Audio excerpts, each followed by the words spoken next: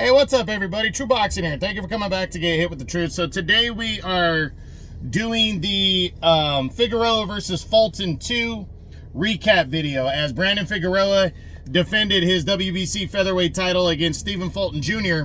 in a rematch on February 1st on the Amazon Prime pay-per-view card. Now, before we get into that, if you could smash the like button, leave a comment, or subscribe to the channel. I really do appreciate any and all support that I can get as I continue to build my channel here. So, this fight right here was highly anticipated. You know, their first fight back in 2021 was a fight of the year candidate. It was a lot of people's fight of the year. Ended in Fulton winning and unifying the 122-pound titles. With a majority decision, very close, hard-fought battle. And a lot of people thought, myself included, you know, if you watch my breakdown video or my preview and prediction video last week, you saw that I predicted that Figueroa was going to get his revenge. He was going to beat Fulton. Fulton looked like shit against Naoya Inoue, the monster, which, okay, whatever. But then his debut at 126 was not great against Carlos Castro. And it really led me and a lot of people to believe that Brandon Figueroa was going to eat his ass up, and then also Brandon Figueroa made such a big deal about the weight the first time. He would not rematch Fulton at 122 because he sincerely felt the weight was the issue. So he had me convinced that the whole entire situation together had me convinced, and I was wrong. And that's the beautiful thing about boxing and sports, is when you think you know something, you really don't know shit. But you know, Stephen Fulton Jr. just boxed a fantastic fight. I think this was the fight that he was hoping for the first time.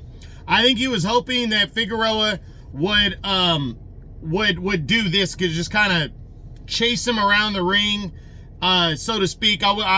You know, Fulton stood his ground plenty. Don't get me wrong there, but I think he thought that Figueroa was just gonna follow him around, and he was going to be able to counterpunch and catch and shoot and shit like that. But, you know, Figueroa the first time, what made him successful is that he made it a dogfight.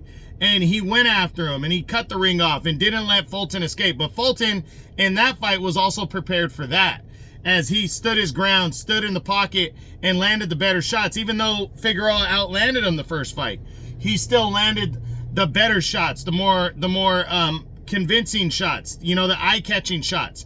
That's what won him the fight. That's why I gave Fulton the fight the first time, even though it was close. So this time, I just felt like Figueroa he didn't know what to do. I mean, he tried to stand back and use the distance and his reach and his size, but while he did that, he wasn't being the same old Brandon Figueroa that mixed it up, that broke down a fighter. And he did not invest in the body at all in the first half of the fight. I mean, he just fucking left the body alone. And that's what slows down fighters. That's why you see a lot of times fighters are successful against Brandon Figueroa until he wears you out. You know, you can land shots on him, but he's got a great chin, and his body attack wears you out. I mean, remember the Luis Nery fight a couple years back?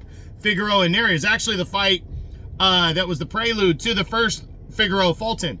What made that one successful was that Nery was winning the fight on the scorecards, but Brandon Figueroa broke him down, the body attack. And he didn't do that against Stephen Fulton Jr. He didn't work the body. And I really think if he would have, he would have been successful. But he wasn't, and Stephen Fulton ate his ass up. So, a great performance by Stephen Fulton Jr. He left no doubt, and he also now is back. You know, he proved where he's at, that he is the man. He won a convincing fashion, so there's no need for a rematch, but we'll discuss all that when we discuss both of their what's next week. Both guys still top 10 guys. You know, Figueroa is still a top 10 guy no matter what. Stephen Fulton is a top 3 guy, to be honest. I mean, he might even be number 1 now, depending on how you look at the division. But this was a very convincing performance out of Stephen Fulton Jr. and a disappointing one out of Brandon Figueroa. I was hoping for a lot more, and he just didn't look good. So, you know, we'll see what happens, but that's it. That's what I got. That is my Figueroa versus Fulton 2 recap video from their Amazon Prime pay-per-view co-feature for the WBC featherweight title. I hope you enjoyed the video. If you did, smash the like button, leave a comment, or subscribe to the channel. This is True Boxing. You've been hit with the truth.